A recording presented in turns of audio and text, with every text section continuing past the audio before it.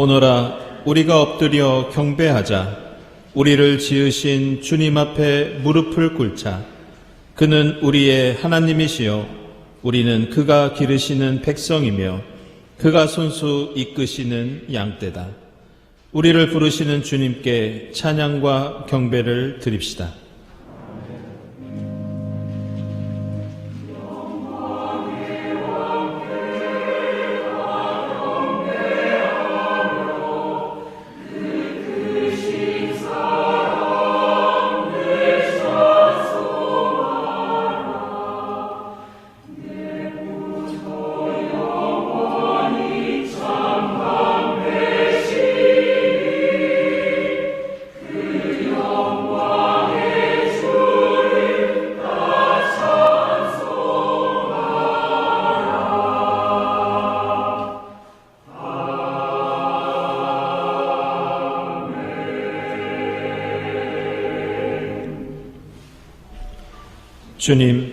주님께서 나의 간구를 들어주시기에 내가 주님을 사랑합니다.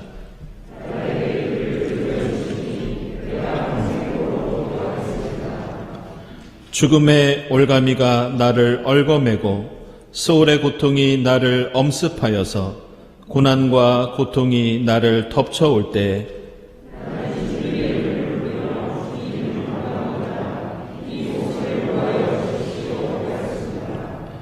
주님께서 나에게 베푸신 모든 은혜를 내가 무엇으로 다 갚을 수 있겠습니까?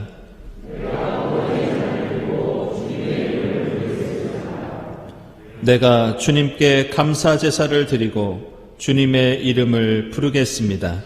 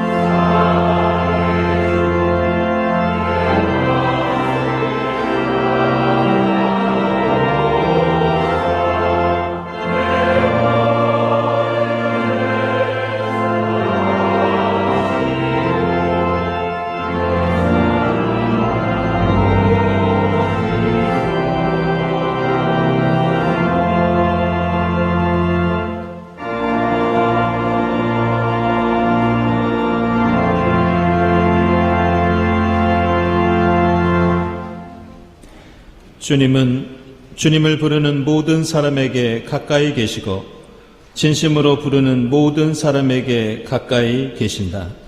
진실한 마음으로 우리 모든 잘못을 고백하고 회개합시다.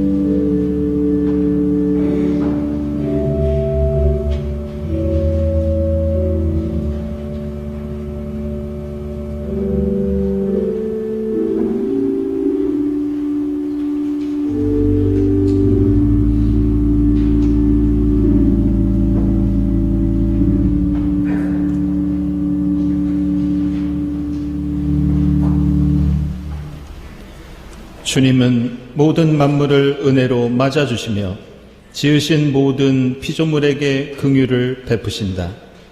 이 말씀에 의지하여 우리 모든 죄가 용서받았음을 선언합니다.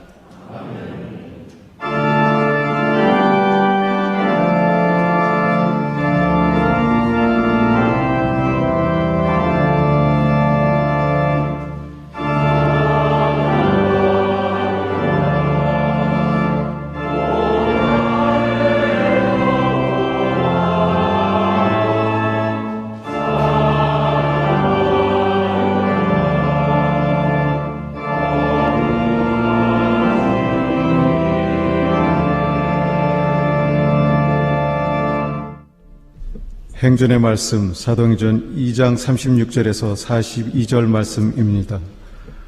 그러므로 이스라엘 온 집안은 확실히 알아두십시오. 하나님께서는 여러분이 십자가에 못 박은 이 예수를 주님과 그리스도가 되게 하셨습니다. 사람들이 이 말을 듣고 마음이 찔려서 형제들이여 우리가 어떻게 하면 좋겠습니까? 하고 베드로와 다른 사도들에게 말하였다. 베드로가 대답하였다. 회개하십시오. 그리고 여러분 각 사람은 예수 그리스도의 이름으로 세례를 받고 죄 용서를 받으십시오. 그리하면 성령을 선물로 받을 것입니다. 이 약속은 여러분과 여러분의 자녀와 또 멀리 떨어져 있는 모든 사람, 곧 우리 주 하나님께서 부르시는 모든 사람에게 주신 것입니다. 베드로는 이 밖에도 많은 말로 증언하고 비뚤어진 세대에서 구원을 받으라고 그들에게 권하였다. 그의 말을 받아들인 사람들은 세례를 받았다. 이렇게 해서 그날의 신도의 수가 약 3,000명이나 늘어났다. 그들은 사도들의 가르침에 몰두하며 서로 사귀는 일과 빵을 떼는 일과 기도에 힘썼다.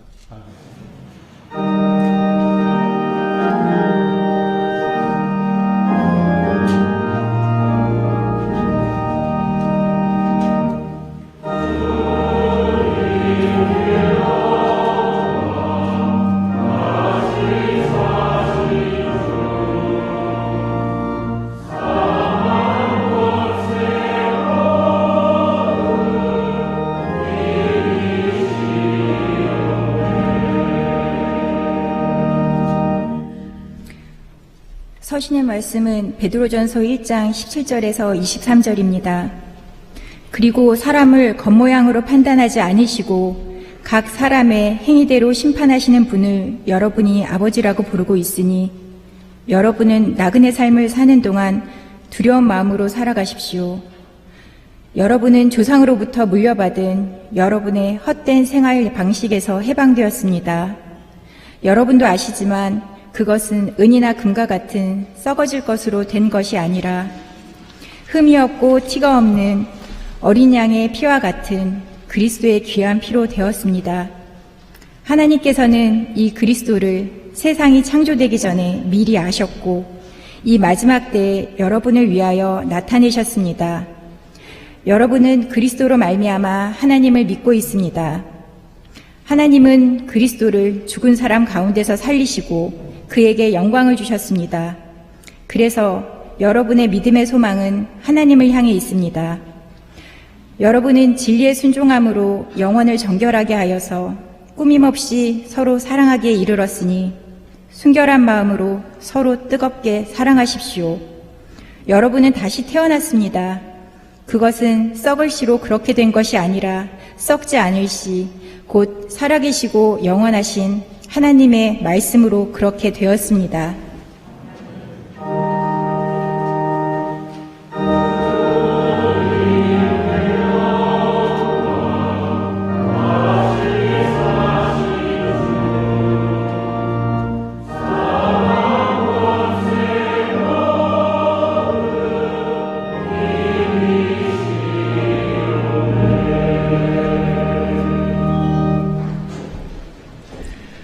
복음의 말씀은 누가복음서 24장 28절부터 35절까지입니다.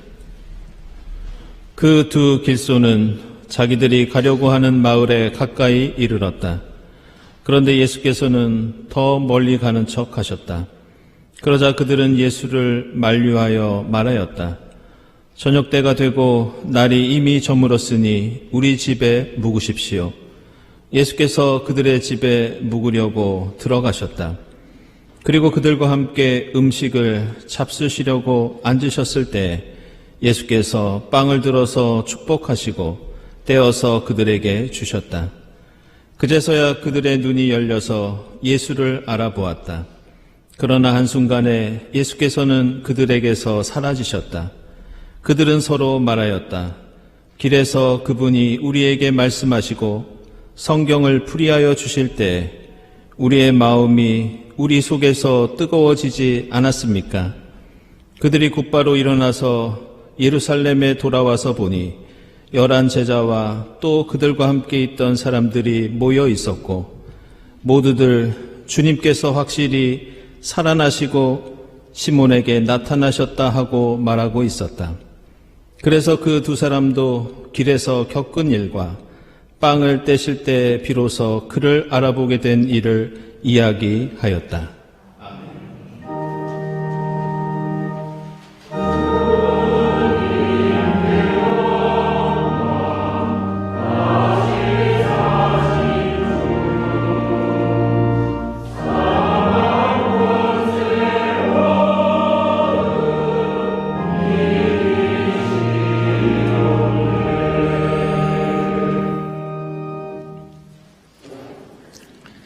네, 친교와 소식 시간입니다. 오늘은 부활절 셋째 주일입니다.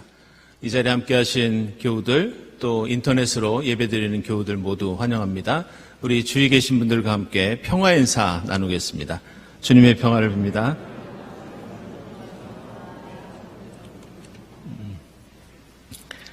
네, 먼저 새 교우 소개해 드리겠습니다. 우리 이인미 교우님, 네, 잠시 일어나시죠. 예, 이인미 교우님은 멀리 부천에서 우리 교회에 출석하고 계시다가 이번에 등록을 하시고 또 우리 교회에서 함께 신앙생활 하시게 되었습니다. 여러분들 인사드릴 때 따뜻한 환영의 박수 부탁드리겠습니다.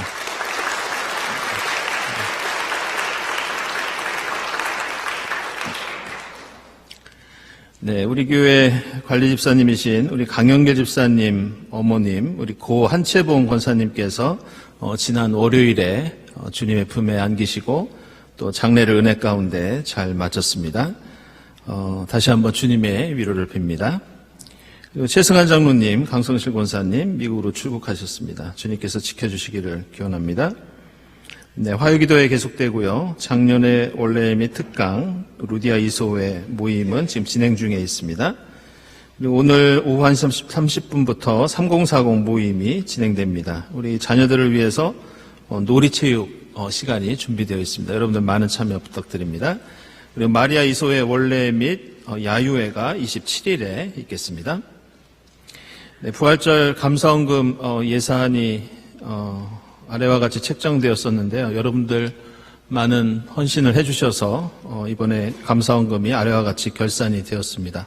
한 주 만에 예산을 넘겼는데요. 다시 한번 봉헌해 주신 교우 여러분들께 감사를 드립니다. 2, 4분기 세교 교육 오늘 2부 예배 후에 공동식사로 진행되겠습니다. 우리 남신도의 특강 김결정 의원님 모시고 예배 마치고 오후 1시부터 교육관 203호에서 있겠습니다. 세교를 비롯해서 모든 교우들께 열려있는 특강이라고 합니다. 여러분들 관심 참여 부탁드립니다. 그리고 에큐메니칼 중등학교 2시부터 본당에서 진행되겠습니다. 인남식 교수님 모시고 오늘과 다음 주일 두 번에 걸쳐서 진행이 되는데요. 인남식 교수님은 지금 현재 국립외교원에서 아프리카 중동 연구부의 교수로 계십니다. 우리나라에 중동 연구가가 많지 않은데요. 아주 소중한 시간이 될 것 같습니다. 여러분들 많은 참여 부탁드립니다. 생태환경위원회 제로 웨이스트샵 운영 중에 있습니다. 그리고 선교관 지하주차장 공사 진행 중에 있고요. 그리고 구역예배 안내되어 있습니다. 다음 주일 예배위원 감사드리고 감사헌금, 특별목적헌금, 선한이웃헌금 하나님께 드립니다. 그리고 오늘 점심에 우리 강영길 집사님 가정에서 장례 감사드리면서 떡을 대접해 주셨습니다. 감사합니다. 그리고 황인학 집사님, 성세용 권사님, 황영시 장로님 일주기 추모하면서 오늘 꽃드림 하셨습니다. 주님의 위로를 빕니다. 함께 기도드리겠습니다.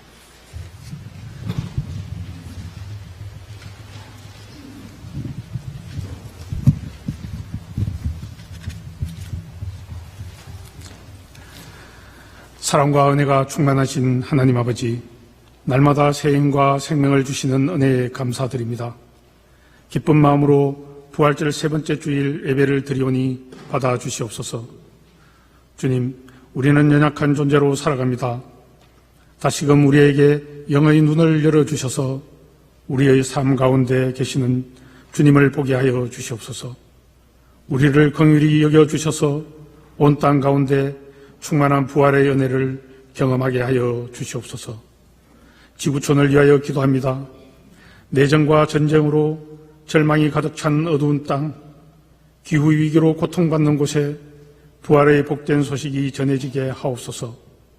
그리하여 슬퍼하는 이들을 위로하여 주시고 고난에 매여 있는 이들에게 주님의 은총과 자유를 얻게 하여 주시옵소서. 나라와 이웃을 위하여 기도합니다. 위정자들에게 지혜를 주시어 불안한 국내 정치와 어려운 경제를 굳건하게 할 수 있도록 하여 주시옵소서.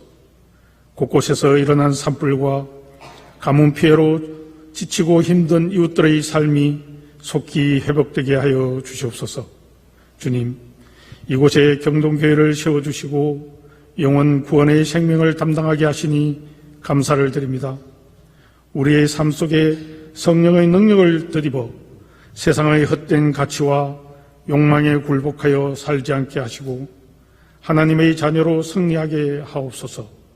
그리하여 우리를 영원한 기쁨과 평화 가운데로 이끌어 주시옵소서. 특별히 이 자리에 함께하지 못한 교우들의 건강을 위하여 기도합니다. 이들을 기억하시어 빠른 치유의 은혜 베풀어 주시옵소서. 어머님이 소천하신 가정에는 주님의 위로를 주시고 오늘 있는 모임과 여러 특강에도 함께 하시어 은혜 넘치는 시간이 되게 하여 주시옵소서. 주님, 담임 목사님의 말씀을 통하여 우리가 더욱 주님을 바라보게 하시고 세상으로 나아가 믿음에 굳게 서서 주님의 정인으로 살아가게 하여 주시옵소서. 열심히 준비한 성가대의 찬양을 기뻐 받아 주시오며 교회를 위하여 곳곳에서 봉사하는 교우들의 섬김을 기억하여 주시옵소서. 이 모든 것 주님께 감사와 영광을 돌리며 부활이요 생명이신 우리 주 예수 그리스도의 이름으로 기도드립니다. 아멘.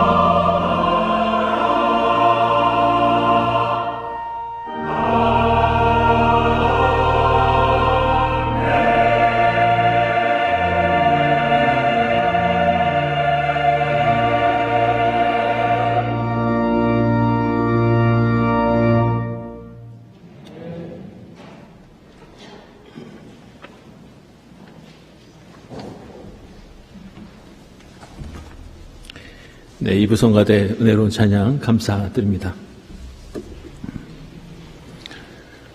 오늘 우리가 읽은 이 복음서의 말씀에는 이 엠마오로 가는 두 제자들에 관한 이야기가 나옵니다. 이 두 제자들은 처음 예수의 제자가 되고 예수를 따르기 시작했을 때 예수가 이스라엘을 구원해 줄 메시아라는 확신이 있었고 큰 기대와 소망을 갖고 있었습니다.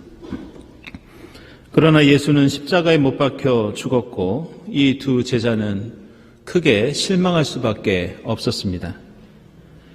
그런데 이들이 그렇게 낙담하고 있을 때 예루살렘에서 돌고 있는 어떤 소문을 듣게 됩니다. 그것은 예수의 시신이 무덤에서 사라졌고 심지어 예수가 죽은 자 가운데서 다시 살아났다는 그런 소문이었습니다. 그래서 오늘 누가복음서에 나오는 엠마오로 가는 두 제자의 마음은 복잡하고 혼란스러웠습니다. 예수에 대한 기대와 소망, 그리고 예수의 십자가 죽음에 따른 실망과 낙심, 그리고 예수가 부활했다는 그 놀랍고 혼란스러운 소문, 이 엠마오로 가는 두 제자의 머릿속은 복잡하고 어지러웠는데 그때 부활하신 예수가 이 두 제자들 곁에 나타났습니다. 오늘 읽은 말씀을 보면 이 제자들은 자신들과 함께한 그분이 예수라는 것을 오랫동안 알아차리지 못했습니다. 엠마오에 도착해서 날이 저물었을 때 이 제자들은 예수를 자신의 집으로 초대하는데 함께 밥을 먹다가 그제서야 그분이 예수라는 것을 알아차리게 됩니다. 그리고 이 두 제자들은 예루살렘으로 돌아가서 11 제자들처럼 예수의 부활을 세상에 알리는 부활의 증인이 됩니다. 오늘 말씀을 보면 이렇게 예수께서 식사하시는 장면이 나오는데 이 다른 복음서들도 그렇지만 이 특별히 누가복음서는 1장부터 끝장까지 밥을 먹는 장면이나 음식에 관한 내용이 계속해서 나옵니다. 이 주제가 누가복음서에서 워낙 중요하기 때문에 시간이 조금 걸리더라도 제가 1장부터 끝장까지 한 장도 빼놓지 않고 어떻게 이런 내용이 나오는지 소개를 좀 해드리겠습니다. 누가복음 1장을 보면 마리아가 하나님의 구원에 대해서 찬송하는데 이렇게 표현합니다. 줄인 사람들을 좋은 것으로 배불리 먹게 하셨다. 2장을 보면 메시아 예수가 태어난 것은 말에 먹이를 담아두는 말구유였고 3장에서는 먹을 것을 가진 사람은 다른 사람과 함께 나누어 먹으라는 그런 가르침이 나옵니다. 4장에서도 예수가 광야에서 악마에게 가장 먼저 시험을 받으신 것은 바로 빵에 관한 것이었습니다. 5장에서 예수가 제자들을 부르실 때도 당시에 가장 중요한 식량이었던 물고기를 잡는 어부들을 부르셨고 나중에 제자 레위를 부르실 때는 레위가 예수를 위해서 잔치를 벌이고 그 자리에서 함께 먹고 마시면서 제자로서의 삶을 출발합니다. 6장에서는 안식일에 밀밭 사이로 가시다가 밀 이삭을 잘라 먹는 일로 바리새인과 격렬한 논쟁을 벌이시고 7장에는 당시 사람들이 예수를 어떻게 평가했는지 그 내용이 나오는데 그 평가는 마구 먹어대는 사람, 이런 평가였습니다. 8장에서는 예수께서 죽은 아이를 살리시는 놀라운 기적을 베푸시는데 하필 아이가 살아나자마자 이런 말씀을 하십니다. 저 아이에게 먹을 것을 좀 갖다 주어라. 9장에서는 그 유명한 오병이어 사건이 나오고 10장에서는 72명의 제자들을 파송하시면서 어떤 집이든지 그 집에 머물면서 함께 먹고 마시라고 권면하십니다. 10장 뒷부분에서는 마르다와 마리아의 집에서 함께 식사를 하시고 11장에서는 주의 기도를 가르쳐 주시면서 일용할 양식을 구하라고 하시고 생선과 달걀을 구하는 이에게 하나님은 뱀과 전갈을 주시는 분이 아니라고 가르쳐 주십니다. 12장에서는 마음껏 먹고 마시는 어리석은 부자의 비유를 가르쳐 주시고 이어서 무엇을 먹을까 염려하지 말아라. 까마귀도 먹이시는 하나님께서 책임져 주신다고 강조하십니다. 13장, 14장에서는 잔치에 대한 비유들을 연달아서 소개해 주고 계시고 15장에서는 예수께서 사람들과 함께 먹고 마시자 바리새인들이 예수가 죄인들과 먹고 마신다고 비판을 합니다. 이어서 탕자의 비유에서는 돌아온 아들에게 큰 잔치를 벌이는 내용이 나오고 16장에서는 부자의 밥상에서 떨어지는 부스러기를 먹다가 죽은 거지 나사로의 이야기가 나옵니다. 17장에서는 종의 역할을 강조하면서 그 종은 밥상에서 주인의 시중을 드는 그런 역할이라고 하셨고 18장에서는 금식을 자랑하는 바리새파 사람들에 대한 비유를 말씀하십니다. 19장에서는 예수께서 삭개오의 초대를 받으셨고 20장에서는 포도원과 소작인의 비유, 잔치의 윗자리에 앉기를 좋아하는 율법학자들을 책망하십니다. 21장에서는 방탕과 술 취함에 대해서 경고하시고 22장에서는 십자가 죽음을 앞두시고 제자들과 마지막 만찬을 즐기십니다. 그리고 오늘 누가복음서 마지막 장에서도 부활하신 예수께서 엠마오에서 두 제자들과 하셨던 일은 다른 것이 아니라 함께 밥 먹는 일이었습니다. 그리고 이렇게 밥 먹는 이야기와 음식에 대한 언급이 누가복음서에서 끊이지 않다가 마지막 24장 41절에서 드디어 예수께서 마지막으로 11 제자들을 만나시는데 그들에게 다시 한번 이렇게 말씀하십니다. 여기에 먹을 것이 좀 있느냐? 결국 예수께서는 11 제자들과 마지막 식사를 하시면서 이 땅에서의 메시아의 모든 삶을 마무리하시고 승천하십니다.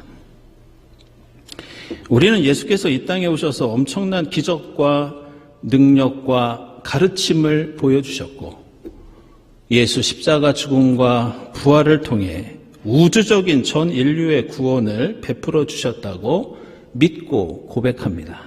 그러나 지금까지 살펴본 것처럼 예수께서 이 땅에서 가장 빈번하게 가장 애정을 갖고 하신 일은 함께 밥 먹는 일이었습니다.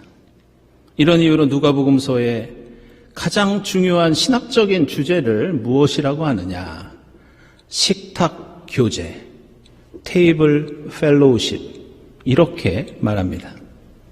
그렇다면 누가복음서에서는 왜 이토록 밥 먹고 식탁에서 교제하는 것을 중요하게 생각하고 있는 것일까? 그 이유는 단순히 하루 세 끼 밥 먹는 것이 중요하다는 것을 알려주기 위한 것이 아니라 예수께서 이 식사 교제를 통해서 우리에게 가르쳐 주시고자 했던 것이 따로 있었기 때문이었습니다. 그것은 바로 하나님 나라입니다.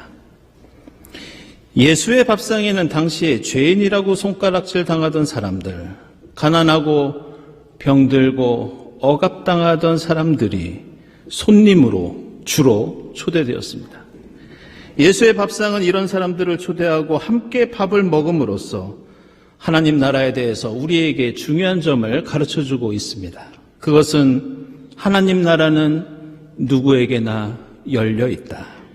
사회적 지위와 성별, 계급과 상관없이 모두가 함께 먹고 기뻐하는 것이 바로 하나님 나라다. 이 점을 우리에게 가르쳐 주십니다. 그리고 예수의 밥상은 하나님과 인간이 만나서 함께 교제하는 자리라는 것을 가르쳐 줍니다. 그래서 예수의 밥상은 하나님 나라가 하나님만을 위해서 있는 것이 아니라 인간만을 위해서도 존재하는 것이 아니라 예수와 사람들이 함께 먹고 마셨던 것처럼 하나님과 인간이 함께 기쁨과 행복을 누리는 곳이 하나님 나라라고 알려줍니다.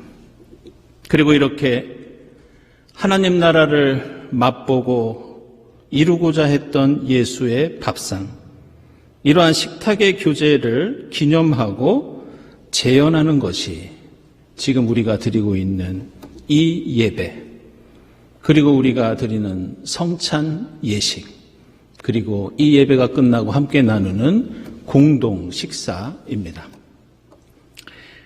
예수에게뿐 아니라 고대 사회에서 밥 먹고 교제하는 것은 매우 중요한 사회 활동이었습니다. 특히 로마 제국에는 이 두 가지 공동 식사가 있었는데요. 하나는 만찬이었고 다른 하나는 심포지엄이었습니다. 만찬은 일반적인 저녁 식사였는데 기록을 보면 한 집에 손님이 도착했을 때 하인이나 노예가 손님을 맞이하고 식사하는 방으로 인도를 해서 거기에서 발을 씻겨주고 또 손 씻을 물을 제공합니다. 이렇게 밥 먹을 준비가 끝나면 하인은 음식을 가지고 와서 식탁에 차려놓고 손님이 밥을 처음부터 끝까지 먹는 동안 시중을 들면서 도와줍니다. 이 저녁 식사인 만찬이 끝나면 이제 그 다음 심포지엄으로 넘어갑니다. 손을 다시 한번 씻고 포도주와 향유를 돌리고 이제 이야기를 나누면서 토론을 하는 것이 이 심포지엄이었습니다.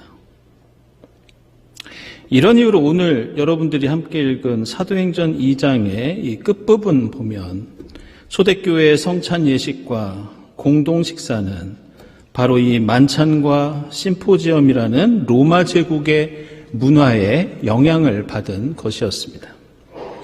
초대교회 그리스도인들은 함께 모여서 로마 제국의 만찬처럼 빵과 포도주를 함께 먹고 마셨고 또 심포지엄의 대화와 토론처럼 예수께서 가르쳐 주신 말씀을 되새기면서 함께 토론을 하기도 했습니다. 그런데 우리가 주목할 것은 로마 제국의 만찬과 심포지엄, 그리고 복음서에서 예수께서 베푸셨던 이 식탁의 교제 사이에는 근본적인 차이가 있었다는 것을 우리는 알아야 합니다. 그리고 그 차이를 보여주고 있는 것이 바로 오늘 엠마오에서 제자들과 나누신 예수의 식탁이었습니다. 오늘 엠마오의 식탁에서 우리가 주목할 것은 예수께서 이 자리에서 취하셨던 몇 가지 행동입니다. 오늘 본문 보면 예수께서 그들의 집에 묵으려고 들어가셨을 때 식사하는 과정에서 이런 말씀이 등장합니다. 예수께서 빵을 들어서 축복하시고 떼어서 그들에게 주셨다. 놀랍게도 이렇게 식탁에서 빵을 가져다가 떼어서 나누어 주는 역할은 원래 식탁에서 봉사하던 노예들이 하는 일이었습니다. 로마 제국의 만찬과 심포지엄은 계급이 뚜렷하게 나뉘어 있는 밥상이라 지위에 따라서 앉는 자리가 달랐고 먹는 음식이 달랐습니다. 밥을 먹는 걸 도와주는 하인이나 노예는 그 밥상이 끝날 때까지 음식을 먹을 수 없었습니다. 이상한 것은 예수는 지금 손님으로 이 집에 초대를 받으시고도 그 자리에서 종의 역할을 하고 계십니다. 그런데 놀랍게도 오늘 이 엠마오의 식탁에 나오는 표현들, 예수께서 빵을 취하시고 떼시고 나눠주신다는 이 표현이 복음서의 다른 사건에서도 똑같이 나오는데 그것은 바로 오병이어 사건입니다. 누가복음서 9장을 보면 그때도 예수께서는 물고기와 보리떡을 들고 축복하시고 제자들에게 떼어서 나눠 주십니다. 한마디로 높은 자리에서 대접받는 모습이 아니라 종의 모습으로 봉사를 하고 계십니다. 그런데 이 장면은 오병이어와 오늘 엠마오의 식탁뿐 아니라 복음서의 다른 곳에서도 또 발견이 되는데, 그것은 바로 예수께서 십자가에서 죽기 전에 제자들과 함께 나누셨던 마지막 만찬입니다. 누가복음서 22장 19절을 보면 예수께서 빵을 들어서 감사를 드리신 다음에 떼어서 제자들에게 주십니다. 그리고 그 자리에서는 더 구체적으로 하인들이 손님들에게 했던 것처럼 제자들의 발도 씻겨 주십니다. 오병이어는 예수께서 이 땅에서 사시는 동안, 사역하시는 동안 베푸셨던 기적이었고, 마지막 만찬은 죽음을 앞두고 나누신 식사였고, 오늘 엠마오의 식탁은 부활하신 주님이 함께하신 밥상이었습니다. 이처럼 예수의 삶과 죽음과 부활의 의미를 담고 있는 이 세 번의 밥상, 오병이어, 마지막 만찬, 엠마오의 식탁에서 예수는 종의 모습으로, 노예의 모습으로 사람들을 섬기셨습니다. 우리는 예수께서 이 땅에 계셨을 때 예수의 제자가 12명이라고 생각하지만 사실 역사적으로 보면 훨씬 더 많은 제자들과 추종자들이 예수를 따랐습니다.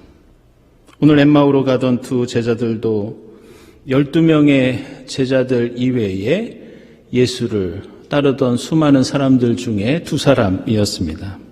그런데 많은 제자들이 예수가 십자가에서 죽으실 때 자신도 위험에 빠질까봐 도망을 했지만 그들이 단순히 무섭고 두렵기 때문에 도망을 한 것만은 아니었습니다. 예수를 따르던 제자들 중에는 오늘 엠마오의 두 제자처럼 예수가 메시아로서 로마 제국을 물리치고 이스라엘을 해방시키고 다윗 왕처럼 이 민족을 다시 부흥시킬 것이라고 기대한 사람들이 많았습니다. 그러나 수많은 제자들이 예수의 그 모습을 보고 실망을 했고 결국 예수를 떠납니다. 사람들의 기대와는 달리 예수는 맨날 죄인들과 환자들과 가난한 사람과 어울려 다녔고 그들을 섬기며 밥 먹는 데에만 열중했습니다. 그러다가 나중에는 사형 선고를 받았고 십자가 위에서 허무하게 죽으셨습니다. 예수께서 삶과 죽음과 부활을 통해 우리에게 보여주신 것은 혁명이나 대단한 정치적인 변혁이 아니라 오늘 베드로전서 1장에서 말씀하시는 것처럼 매일 우리가 대하는 밥상 같은 생활 방식의 변화였습니다.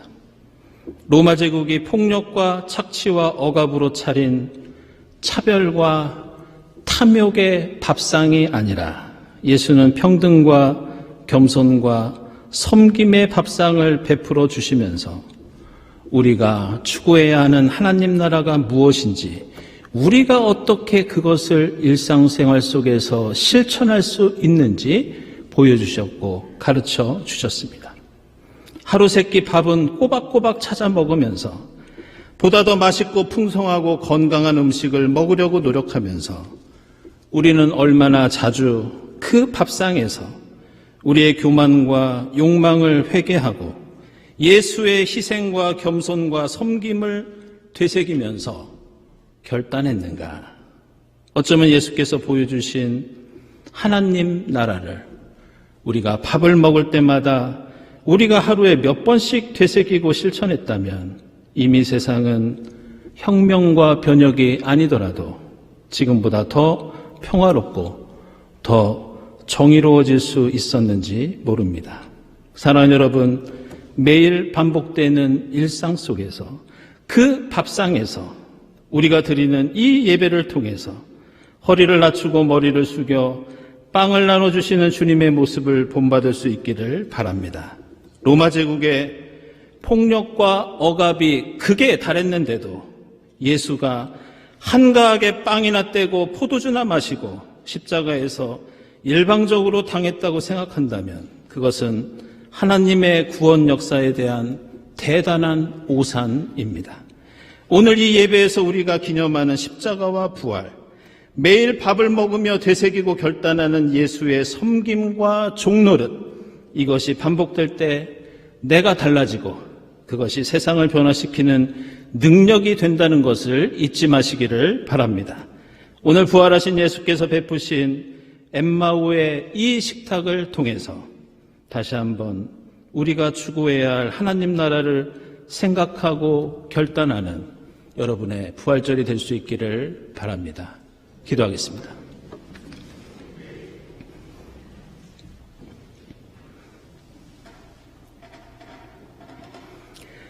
하나님 감사합니다. 저희를 일용할 양식으로 주님의 말씀으로 매일매일 주님의 식탁에 초대해 주시니 감사합니다. 누구에게나 열려있는 식탁, 하나님이 함께 하시는 밥상, 종의 모습으로 저희를 섬기시는 주님을 되새기며 매일매일 하나님 나라를 연습하고 되새기고 실천하고 이루어가는 저희 모두가 되게 하옵소서. 예수 그리스도의 이름으로 기도드리옵나이다. 아멘.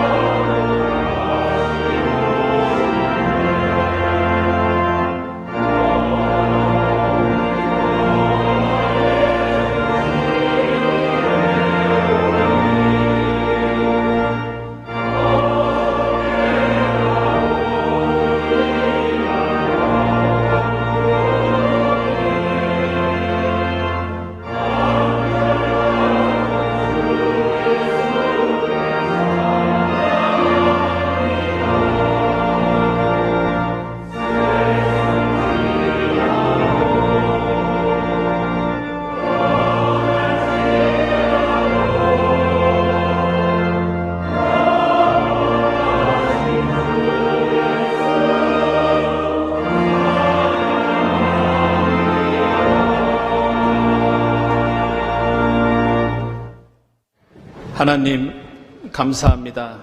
십자가 죽음과 부활을 통해 저희에게 참된 생명의 소망을 주신 하나님 감사합니다. 주님 은혜에 감사하면서 정성껏 예물을 드리오니 기쁘게 받아 주시옵소서.